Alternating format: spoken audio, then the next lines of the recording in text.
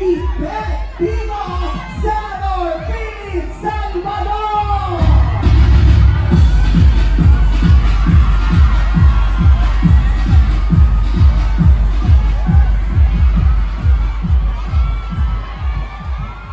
Maynila, magandang gabi po sa inyong lahat. Manila will be great again. Your man is back!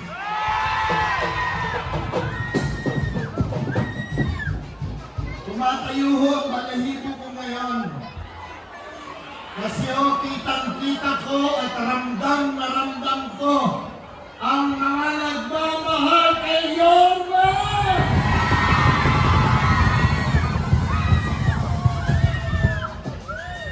Alam niyo po,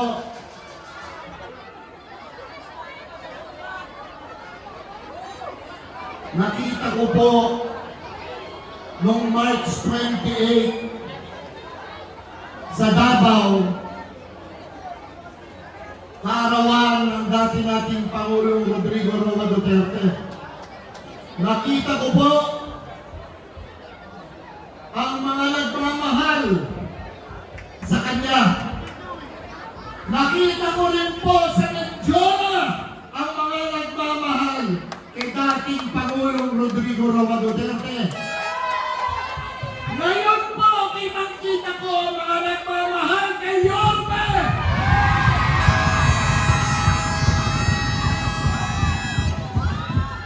Manila will be!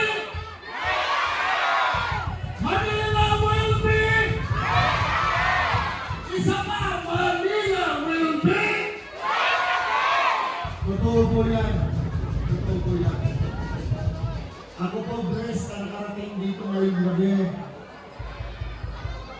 Nakiusap mo ako, baka pwede ako makapasya ng Maynila upang makapanayan din naman kayong lahat. Okay lang po ba? Kaharap niyo ako ngayon. Ako po, meron din po ba tumangkilig sa inyo ng aking mga pelikula noon? Totoo po ba yan? Alam niyo po, kayong mga tumangkilig sa akin, kayong mga sumuporta sa akin, hindi na po mabubura sa aklat ng aking buhay bilang artista. At ito pong araw na ito, itong gabing ito, itong petsang ito, nagpapasalamat po ako sa inyong lahat sa suportang ibinigay niyo sa akin noon. Maraming salamat po. Maynila, salamat po. Ngayon po, nagbukas na naman ako ng panibagong aklat ng aking buhay, pero hindi po bilang artista. Bilang isang public servant. Umabot po ako muli sa mga Pilipino. Iba't ibang lugar sa Pilipinas. Ngayong gabi ito, marapatin niyo po, umaabot ako muli sa inyo. Pwede ko rin po bang makuha muli ang inyong suporta? Pwede po ba? Ang aking pong advokasya, hindi ko pakatabayan kasi po alam ko marami pa magsasalita. Ang aking pong advokasya, nais ko pong ipagpatuloy ang naiwanang laban ni dating Pangulong Rodrigo Roa Duterte.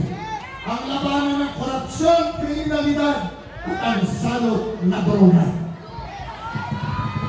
Gusto ko pong manumbalik ang tiwala ng mga Pilipino, ng mga magulang, na makakauwi ang kanilang mga anak na ligtas, hindi makikita, hindi magagahasa, hindi mapapatay. Pangalawa po, trabaho para sa mga Pilipino.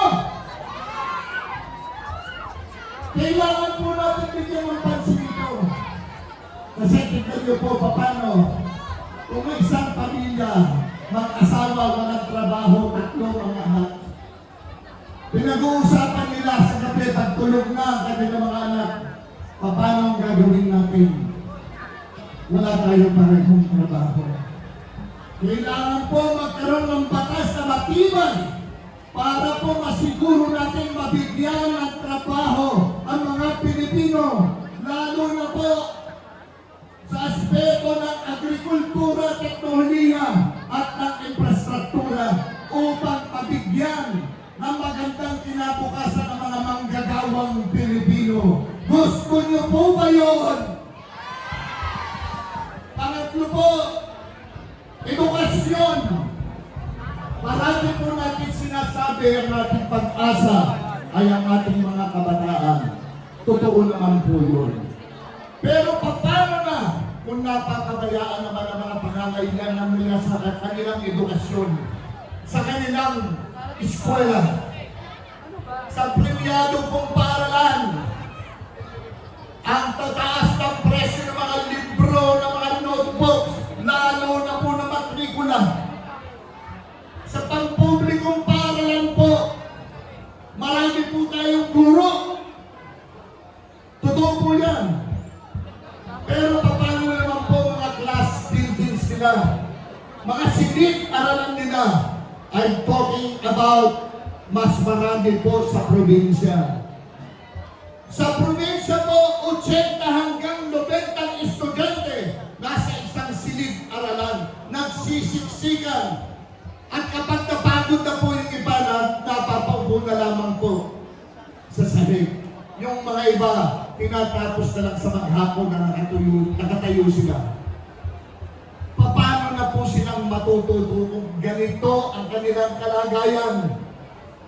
Dagdagan po natin ng malaking pondo ang para sa edukasyon ng mga kabataan. Dagdagan po natin ang kanilang mga class buildings at kanilang silid-aralan upang magkaluwagan po, upang magkaroon sila ng focus sa kanilang pag-aaral.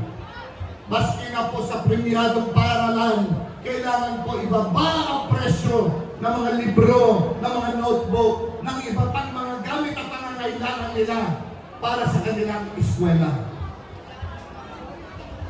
At sa panghuli ko po,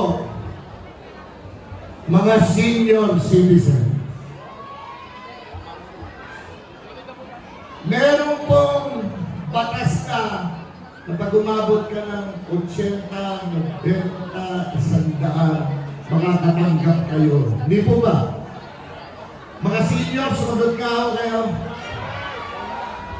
Hindi po ba mas maganda kung itataas natin ang inyong mga pensyon? Hindi po ba mas maganda kung libre lahat ang gamot nyo? Kesa po sa discount lamang.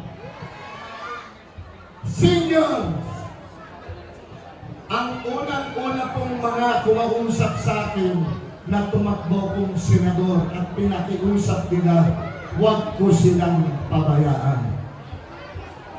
Narinig niyo po ang aking 4 na advokasya. Yan po ay gagawin ko. Hindi ho lang ako salita, tandaan ninyo. Hindi man po ako abogado. Hindi po ako doktor, hindi ako engineer. Ako'y isang artista lamang. Pero ako po yung artistang magiging epektibong mag-ikot at magserbisyo sa sambayanang Pilipino. Philip Salvador po, kandidato bilang senador ng Republika ng Pilipinas, numero 58 sa balota. To God be the glory and honor. Tandaan nyo, Yorme is back. Mabuhay po ang Maynila. Maraming salamat po. Muli, wag po natin kalilimutan sa hanay ng mga senador. Ang number 58, ang Mr. Efectivo, Senator Pili Salvador. At bago ko po ibigay sa inyo ang ating susunod na nagpagsalita, sabay-sabay muna po natin yung panahon nito. Kuya,